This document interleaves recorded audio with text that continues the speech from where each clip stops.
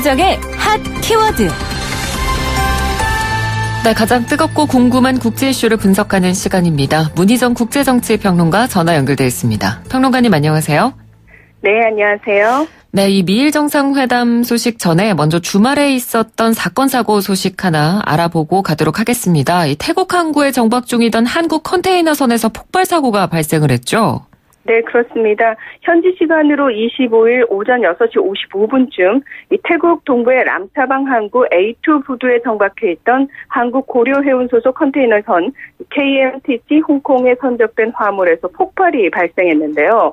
이 사고로 현지인 항만 노동자 수십 명이 화재 진압 도중 연기 흡입과 피부 화상 등 일부 부상을 입어 병원 치료를 받은 것으로 알려졌습니다.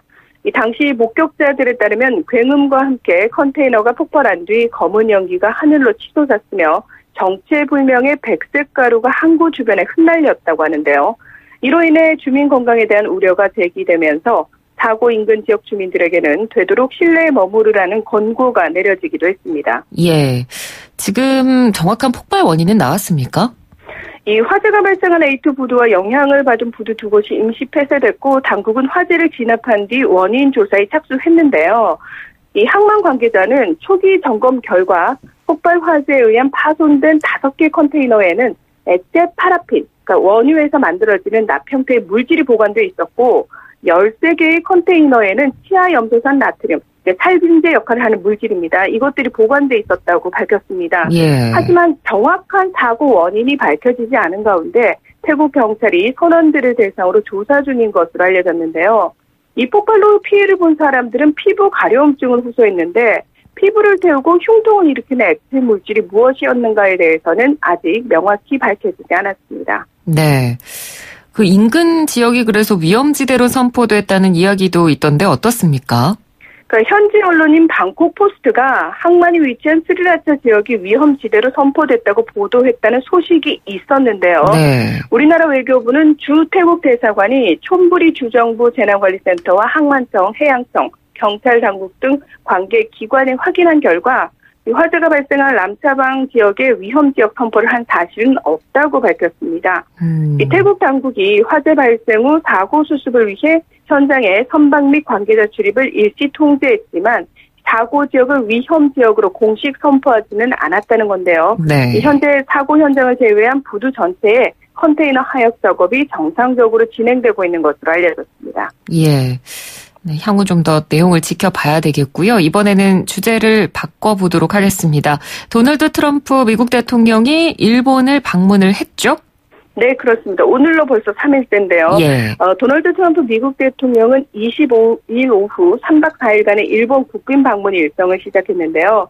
지난 2017년 11월 첫 방문 이후 두 번째 방문이고 지난 1일 일본에서 새 연호인 레이아가 사용된 이후 국빈 자격으로 일본을 방문하는 첫 외국 정상이라고 합니다.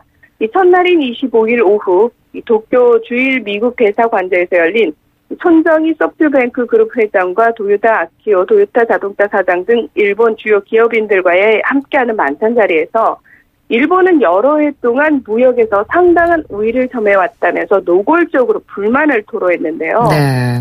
이번 무역협정으로 무역 불균형을 해소하고 미국의 수출에 대한 장벽을 제거해서 양국 관계에서 이 공정성과 호혜성이 보장되길 바란다면서 미국과 일본 간의 공정한 무역과 또 일본의 대미 투자를 압박했습니다. 네.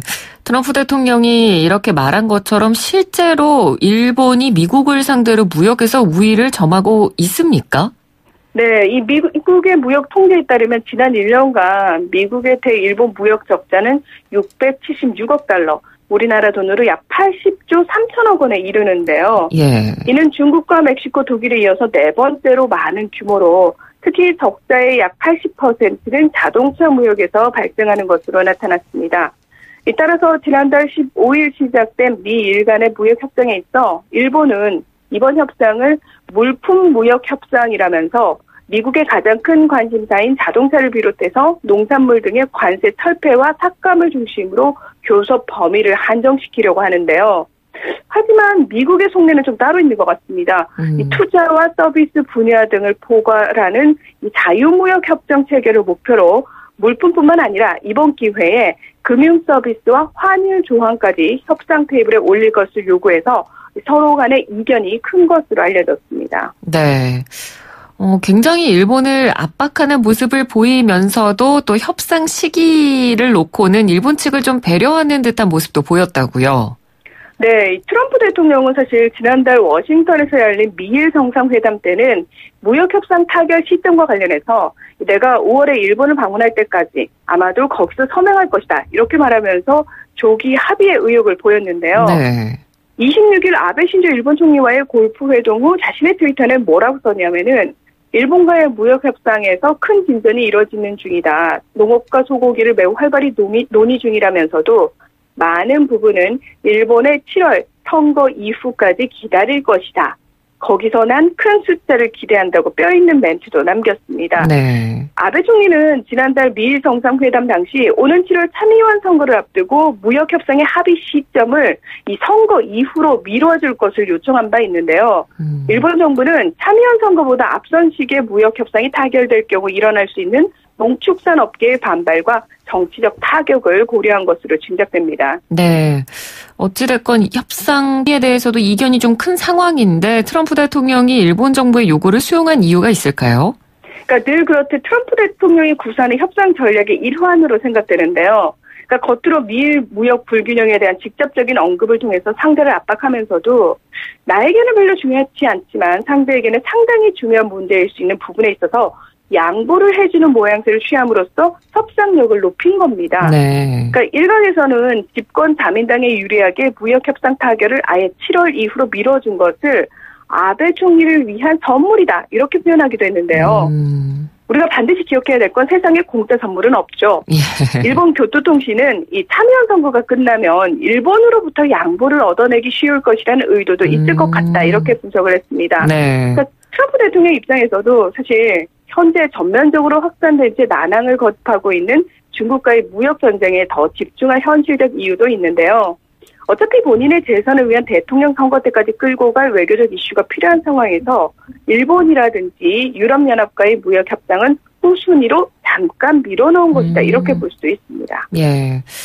그렇다면은 참의원 선거 이후까지 이게 협상이 간다면 선거 이후에 협상을 하게 된다면 미국이 훨씬 더 유리해질 수도 있는 상황이라고 볼 수 있는데 네네. 그렇다면 아베 총리 입장에서는 좀 무리하는 것 같기도 하고요. 근데 아베 총리가 왜 협상을 그러면 미루는 것에 동의를 했을까요? 네. 그러니까 일본의 정치적인 특징을 좀 살펴보실 필요가 있는데요. 예. 일본의 참의원은 영국으로 치면 상원에 해당하는데요. 이 참의원 무용론이 대두될 정도로 중의원에 비해서 권한이 거의 없다시피 하지만 헌법 개정과 관련해서는 중의원과 같은 권한을 가집니다. 네. 그러니까 따라서 오는 7월에 있을 참의원 선거는 아베 총리가 2012년 취임 후 꾸준히 추진해온 평화헌법의 실제 개정 가능성을 가늠하는 분수령이 되는 중요한 선거라고 할 수 있는데요. 그러니까 현재 자민공명당으로 구성된 연립여당과 또 일본 유신의 모임 등의 야당을 포함한 개헌 세력이 참의원 전체 242석 중에서 165석을 차지하고 있습니다. 그러니까 개헌 정족수인 제적의원 3분의 1을 가까스로 유지하고 있다는 얘기인데 이 숫자를 계속 지키기 위해서는 이번에 선거를 치르는 124석 중에서 약 71%에 해당하는 88석을 얻어야 하는데요. 그러니까 따라서 미국과의 무역 협상을 잘못해서 지지율이 떨어지게 되면은 직접적으로 참여한 선거가 위험할 수 있음을 아베 총리가 고려하지 않을 수 없었을 겁니다. 예, 그렇군요. 자, 그렇다면 이번 이 미일 간 정상의 만남이 각각 서로에게는 어떤 의미를 가진다고 볼 수 있을까요?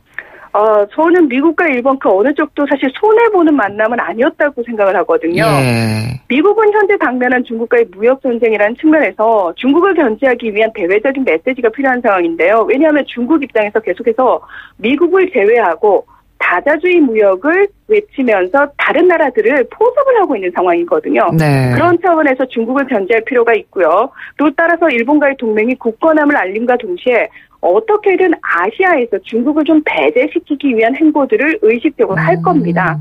그런 차원의 일환으로 보이고요. 네. 또 미국 내부적으로는 내년 재선을 앞두고 대일 무역 적자를 개선하고 일본의 투자를 이끌어내서 자국 내에 고용을 늘리려는 이미지를 만드는 기회로 삼는 겁니다. 네. 그리고 백인 저소득 노동자층이 트럼프의 주요 지지 세력들이기 때문에 그들을 향한 메시지라고 볼 수도 있다라는 겁니다. 예. 자, 일본 입장에서는요, 대외적으로 북한 비핵화 문제에 있어서 일고 있는 재팬 패싱의 우려를 잠재우기 위한 노력임과 동시에 이 전 세계를 또 세력을 확장해가고 있는 중국에 대한 견제의 의미라고 할 수 있고요.